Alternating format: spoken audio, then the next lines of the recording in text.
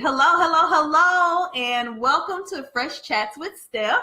My name is Stephanie Boyce, and this is the Fresh Classroom. Today I have a very special guest here to join me for Fresh Chats with Steph, and I'll let her introduce herself. Good evening, everyone. My name is Cherish Pipkins. I am an assistant principal at Houston Health Science Technology Academy in Lancaster ISD. All right now. Well, I want to thank you for joining me. We have a very important topic today. We are coming up on testing season. And if you are not a parent of a student at third grade or higher, or you're not an educator, then you may not understand, but this is like big, important stuff in our industry. Mm-hmm. And so we had to take a second today to talk about how do you survive testing season. And I'm just going to read a little quote here that I found. It says, "We live in a test-conscious, test-giving culture in which the lives of people are in part determined by their test performance." And so the reports that are coming out would suggest that the prescriptions for students for medications are starting to go up. We know we have a lot of incidences where teachers are leaving the profession like never before, especially younger teachers. And so we have to kind of take some time in the space to talk about what are some things we can do, what's the cause of this problem, and like have a safe space to have the conversation because it's so serious. Absolutely. So what's been your experience kind of with this? Because Cherish has kiddos as well. So I have my personal children. I have 3 daughters. 2 of them are in testing grades. And I'll speak from a parent's perspective. Kids do experience stress. Mm-hmm. So you might see, like in my personal experience, they're staying up late with this feeling of I have to get more done. I need to keep studying. Uh-oh. And so I'm telling them, even if you know all the material and you're tired, you're going to be asleep during the test. So you need to get some rest. So that's on the parent side. And then on the administrator side, on the educator side, oh my goodness, it's real. Teachers get stressed. So students internalize that. Mm-hmm. So because my teacher is on edge, me as a student, I'm on edge, but students' edge looks different. So students' edge becomes acting out. Students' edge, I'm trying to get out of here, so I'm doing all kinds of things to leave the classroom. So we need to be able to manage it successfully. Yes. So, I mean, when you just think about the idea, if standardized tests are being used to determine student achievement, right, and that in turn is being used to measure teachers' effectiveness, absolutely, it's kind of like, how can we not stress about the test? How can we not have anxiety? I think it's natural to experience anxiety. Right. I mean, if you worked in corporate and you had like a big review or something coming up, like you probably would experience stress too. Right. But the only thing is, like, how does it just go all the way south for us? So one thing I know, and I was taught as a little girl, just being an athlete, test taking, nervousness, that anxiety, that's your body saying this is important. Mm-hmm. So some of it is natural, some of it is okay. It's when it becomes where you're paralyzed, where you're sick, you know, you're breaking out, all those kinds of things. And so for me, the best way to handle stress is planning. And we know that in the classroom, you can't wait to January to say, oh, it's testing season, let's get it. Oh, no. No, it starts in summer, you know, when you're preparing for the upcoming school year. So I'm looking at data. I'm creating a plan based on data. We work that plan, we reflect. And you repeat it all year long. All year long. It's my plan. I work the plan, reflect, and repeat. And I really feel like sometimes those are the people that like freak out. I feel like the stress, or I think energy is exchanged. And as a teacher, if you are approaching your students with that energy, then they get nervous and they freak out on you. But if the principal or the administrators are freaking out because their plans have gone awry, right, or haven't been established at all, then they're freaking out and they're passing down that energy to the teachers, and and everybody's just stressed out all together. Right. So I think that makes sense what you're saying. If you've planned and you've studied and you know what's going on, then in my experience in the classroom, I was like, the test is coming. Like I had a countdown on my board. Always. Not for anxiety, but like when we got about February, March, we started counting down. Right. Like the test is coming, like it's game time. Right. You know, we've been doing this all year. Oh no, you good. Like we got this. this. And I would say for a lot of students, especially your younger students, a test date is so abstract. Yes. So that's why a physical countdown, when I was still in the classroom, it was always on my board. When I was a master teacher, it was on my board. So whoever came in the room, right. Students, parents, did I say that? Teachers, whoever came in the room, everybody could see my countdown because now it's real. Yeah. Like, you know what 6 more school days feels like versus 150 days away. That's still abstract. And they're like, hold on, we better get right. Hold on, it's 30 more days. Right. And so, I was high school, but at the same time, to have students understand, like, we've been preparing for this, because they freak out. They're like, well, this is the thing that killed me the most. They would say, well, my teacher said that if I can miss 15 questions and still pass the test, how many can I miss? And I was like, you can't miss any. And they're like, what do you mean I can't miss any? So you can't miss any questions on the test because I taught you everything that's on the test. My bar so you're going to slay. Like, you're going to be good. Right. And they'll be like, but I can't get them all right. I'm like, you can try. You can. Yeah, because I taught you all of this. So you're going to be good. Absolutely. So that's kind of what led me to want to kind of have a space for us to have this conversation. Is students are freaking out because teachers are freaking out because leaders are freaking out. Right. And everybody's kind of trickling that down, but it falls on the kids. Right. And I'm smiling because my principal, Miss Sparks, is so even keel. Like, she is a planner. She wants perfection from her staff and from her students. However, you don't see her with the voice getting raised up or, on teachers like this. Is like, this is the expectation. On our campus, our motto is honor, exceed, serve. And so that has been throughout. We're looking for you to exceed expectations. So we're not waiting to the last minute, and she's not going to be putting so much pressure on teachers where they can't perform. Okay. This has been the expectation all the whole year. Time. Right. We're not just going to push it up right now. Like, it's been up. Right. And let me just say that I low-key stalk your campus because they post on social media. So if your school isn't posting, like, get what you're doing out there, because it's good to kind of share with other schools. But I feel like y'all have created a culture and an environment on your campus, from what I can see on the pictures. Right. Where y'all have like celebrations and little things that you do that kind of keep things light. And I think, that kind of helps too. It's absolutely necessary. If you were to peek into our campus group me all throughout the day, people are highlighting success on the campus. So it doesn't matter if you're an aide, a teacher, administrator, everybody has access. And so we're sharing pictures, we're encouraging each other. It can be things like kids being kind in the hallway, from look at what one of our instructional aides created to highlight student performance, to an amazing lesson. It's nonstop. And so that creates this momentum. I'm grinding, my neighbor is grinding, the teacher across the hall is grinding. And so everybody is trying to make sure that we do what's best for kids and eliminate the, oh my goodness. We know that there are good people doing good things. And if I don't have it together, I know I can go next door. Right. That makes sense. And I think if you know what you're doing all year, right, especially my last year in the classroom, that was the year I was like, every single day I'm going to make sure I'm doing a lesson that I would like to do if I was a student. Like, I'm not going to have a day where it's like, oh man, and this is a testing that is out of my control. Right.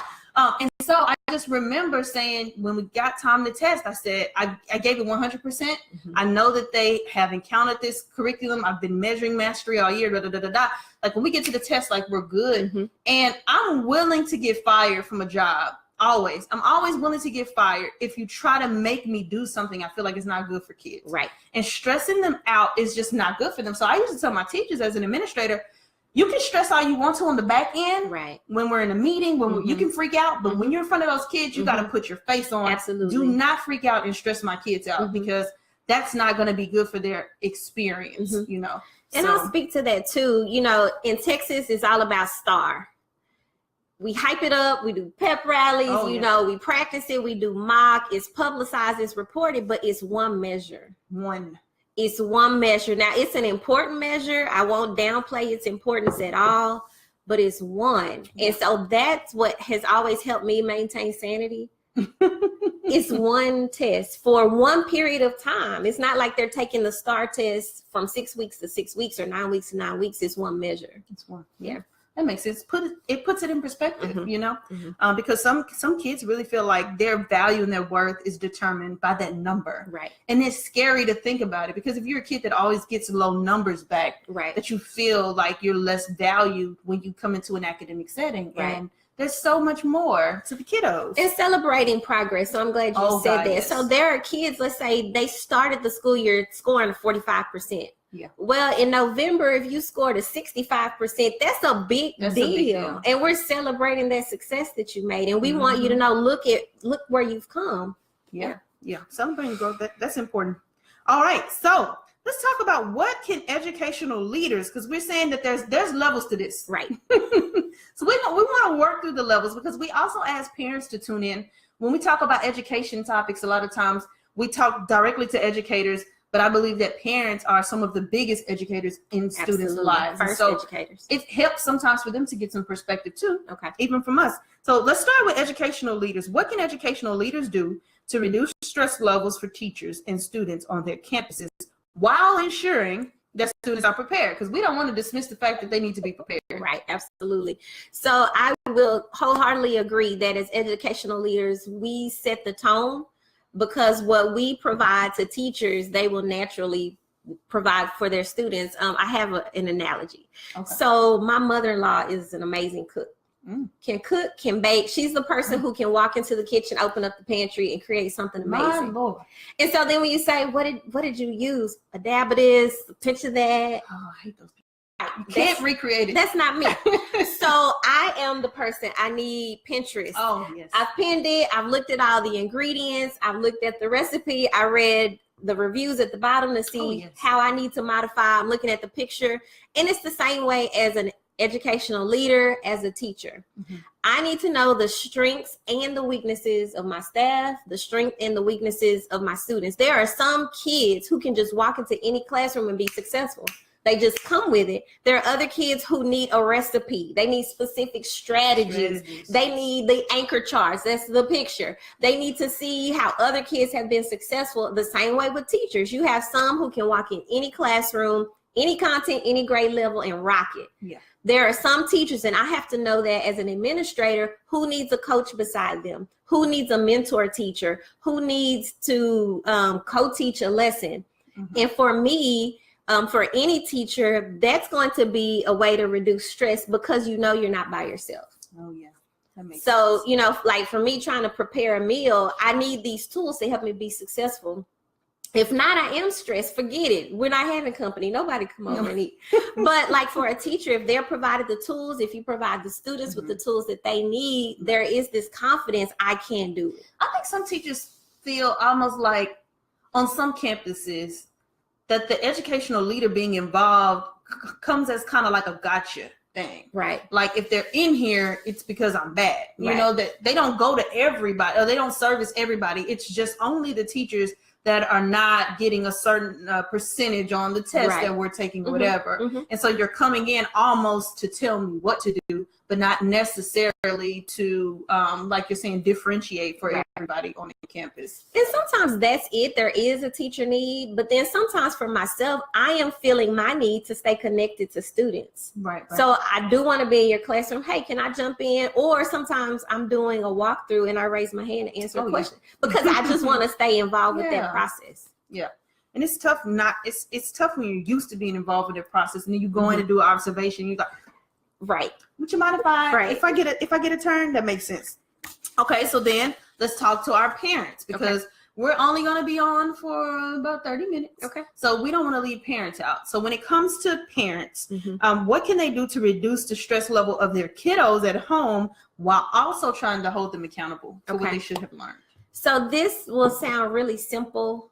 We have to love all of our child. So that means, yes, I'm going to make sure that you have been fed. I'm going to make sure you have clothes, but there's so many parts of you as a child that I have to be connected to as a parent. I need to know how your day was, taking the time to do that. So even for me, I'm in education, but I can really get lost in the demands of my job. We know parents work hard. Some are working multiple jobs. I have to stop, put my device down, look my kids in the eye. Tell me about your day. I need to look at their work. I need to know my kids' strengths. You know, my daughters are typically high performing, but there's some areas that they need some help in. And so I remember reaching out to their teachers just a couple of weeks ago. Can you send home some of their writing samples? Let me see. I know how she was writing at the beginning of the year. Let me see progress. You know, how can I step in?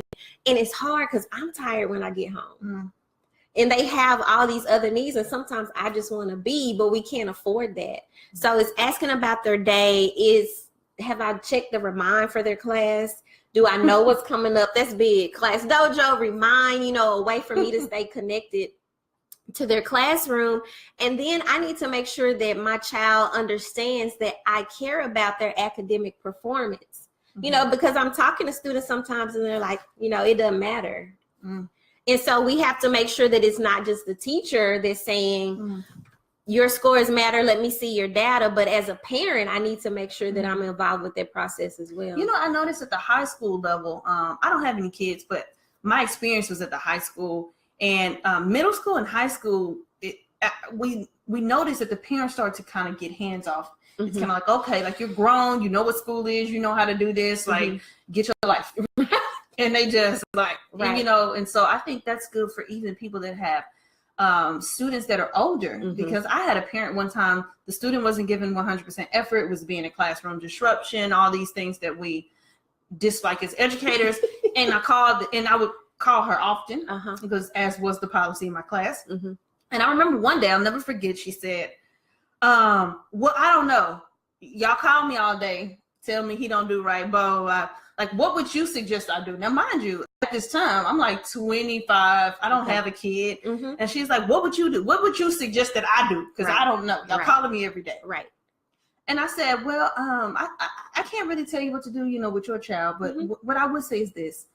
This was a kid that came to school. They had to wear uniforms, but polo down, head to toe, Jordans on his feet. You know, polo shirts, fresh cut, fresh to death. I mean, you're investing your money in this. This is yours.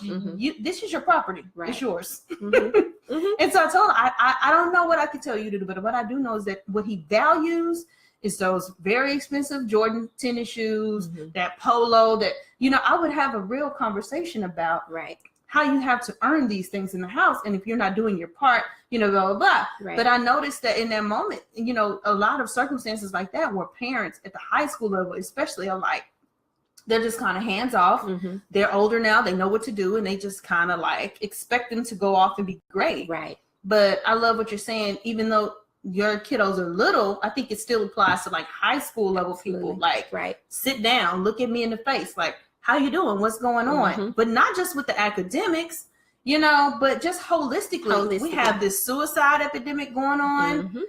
So just being plugged in, look at me in the eyes, give me a hug, let me touch you, you know, how you doing? Look at me, you know, let's see what's going on. Let's talk. Because it gets difficult. And then noticing the shift, like last year, I noticed one of my daughters who used to be an avid reader, she kind of pulled away. And so I was like, okay, I need to get involved, not just say you need to read, you need to read. So last summer we would go to Starbucks and she and I were reading a book together, and just the conversation that would come out of that, the dialogue, the connections we were able to make was amazing. Now you just said you are an assistant principal at a school, at a whole school. And you got more than one kiddo. And you took one kiddo to go. How do you manage as a parent to be able to get locked in like that when you see a change? So help.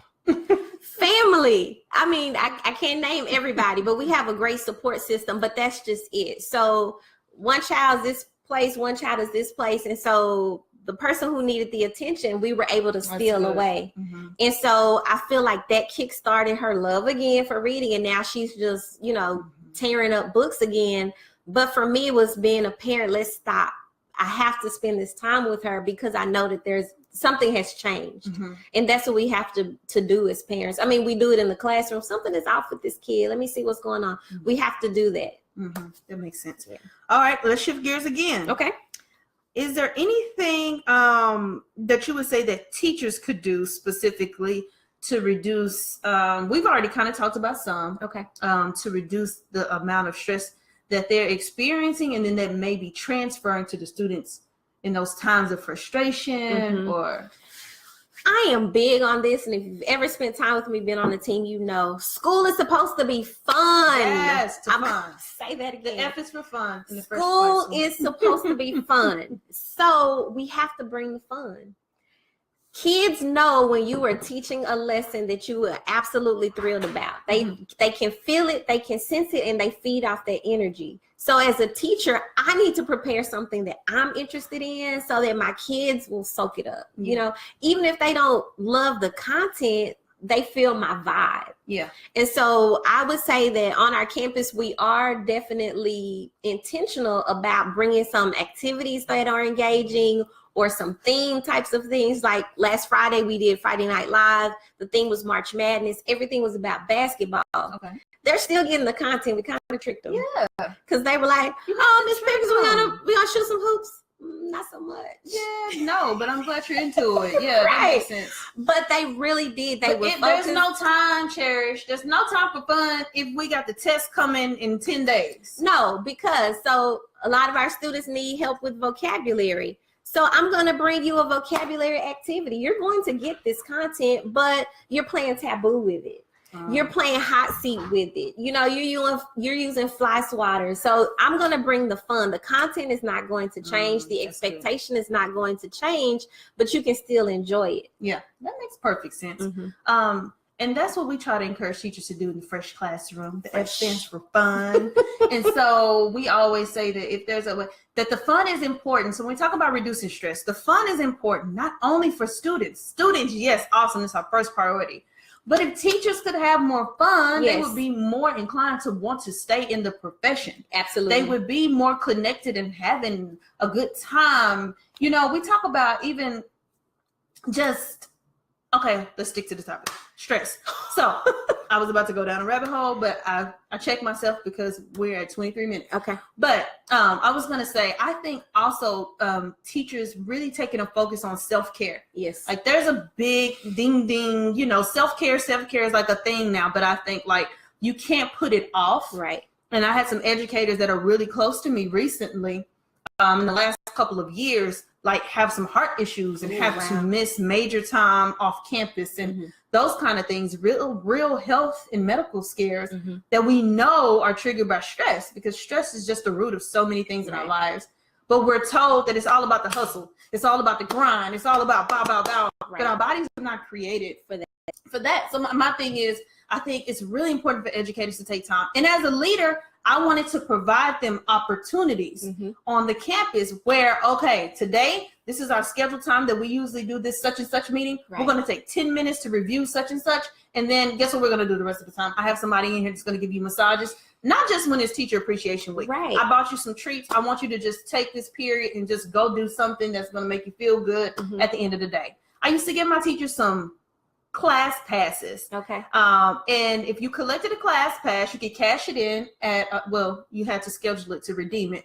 But you could just give one class period free and clear where I didn't look for you and you didn't look for me. Oh, wow. So sometimes they left the campus. They wanted to do it the last period of the day so that they could just leave. You're real fresh. Listen, I'm trying to think what I can give my teachers that's free. Okay, so I can go in at the redeem, right, and we have to schedule it in advance, so I can come block that off on my schedule as an administrator. I'm going to come in and teach you lessons. Kids are still going to get academics. It's not going to ruin the whole day, right, but it's something I could give them that's free to encourage self-care, right, because I have to find things that were free. Right. Well, okay, I'll speak to that. On our campus, again, I'll shout out my principal, Sparks, who does a great job, my colleague and fellow AP, Margot Spencer. So in December, we did Magnificent Monday. And so we know that Mondays in December, you can start to have a decline in your teacher attendance. And so we wanted to provide something that our staff would look forward to. I mean, we decorated our teachers lounge full out. I saw that. And so each week there's something that they were looking forward to. There was a sweets table laid out with all these magnificent treats. And then something that you can take home to keep as a memento. And then right before spring break, we had a half day. So our students went home early release, but our staff had to stay for professional development. So the first part of our professional development, games. We played taboo. We played Jenga, bowling, basketball. There was Kahoot, I think. But just to give our staff time to get to know each other, to relax a little bit, and then go to your rooms and prep for after spring break, because when you're gone, we don't want you doing any work. Don't come to your classroom, don't check email, relax. Those are things in our profession is almost like a cuss word. Oh yeah. To cut off my computer, to stop doing work. We have to take care of ourselves so that we're ready to be the best in front of our students. Because it's a disservice to students for me to not be whole. Because exactly. When I'm rested and I'm fed, yes, and I got a little cup of tea, right, or whatever is my thing, coffee for some people, whatever, and you get like when I get in the classroom, it's like I'm ready. Like it's about to be a show. Like exactly. let's get it. Y'all ready? When they come in, they're like, oh Lord, you know. But they already. They can tell when I'm tired and I'm exhausted and I stayed up till 4 a.m. working on something or whatever. When I come out, all right, y'all, here we go. Get your book out. Like, here we go. It's a whole nother energy, and it can be exchanged from us to the kiddos. Absolutely. And so I love to see y'all's campus. I wanted to talk to you today because you have really awesome energy too. Thank you. And it just emits from it. If you've ever been around Miss Cherish, it's just awesome energy. And so I just wanted to talk to you because I know y'all do awesome work on your campus. I see the things that you highlight, and I also hear, I used to be on her campus. I hear the awesome work that y'all are doing. And so it's really awesome. And I hope that the people that are tuning in now, the people that will tune in later, kind of get an opportunity to take some of those tidbits, whether you're a teacher, a parent, or a campus leader. There's so many things that we can do. We think outside the box. The last one that I'll say is I always encourage educators, reach out to your community. There are lots of people in your community that would love to sponsor a giveaway or something. I had Outback one time give gift cards for me to give to my teachers in my department, just because I typed up a letter. And if you go to thefreshclassroom.com, there's a community outreach guide that can kind of, it has a form letter because some people don't want to deal with that. Where you can just put your information in, you take that to companies. They really want opportunities to help. And so they'll say, hey, we want to provide some massages for your teachers, or we want to provide them a free meal. I have Papa's give us gift cards for a giveaway. Excellent. And so they love to try to help, but parents can do that too for teachers. You can always sponsor your teacher a little and something. No. And so meals, just anything you can think of to highlight those teachers to de-stress. But the planning is the biggest part for me. The more you plan and do on the front end, the more kids can feel prepared, you know, when the test is coming. I've been working with some students, getting them ready for the test. And I think a big point for teachers is to decrease the threat for students, helping them have that confidence. I tell them, listen, I've been doing this for years. I used to score these essays. It's a 26 liner. This is nothing. You got it. Let me just tell you, it's 4 paragraphs. Listen, this is what we're going to do. I'm going to teach you a shortcut to do it. Yes. And then you're going to be good. Well, miss, the last time don't matter. This is what you're going to do. And just decreasing that threat. This is easy. You do this all the time. And then they kind of get into it. So, well, what I tell students, because I love to help students with writing, even if you don't love writing, I'm going to help you love what you write. So let you fall in love with getting your ideas on paper and making it be something amazing and awesome. Yes. So ELA test is coming soon. It's up first, I think April 10th. And so we're getting prepared for that. Make sure your students feel confident and prepared. They have their strategies down and ready to go. And then they're going to do awesome work. And so that's it for this session of Fresh Chats with Steph. Thank you to Miss Cherish for joining me today on the couch for a fresh chat. And thank you all for tuning in. Join us next time. And please share if you haven't already. And we'll see you later. Have a good one. Fresh Chats with Steph is brought to you by thefreshclassroom.com. Are you ready to get fresh? If so, head on over.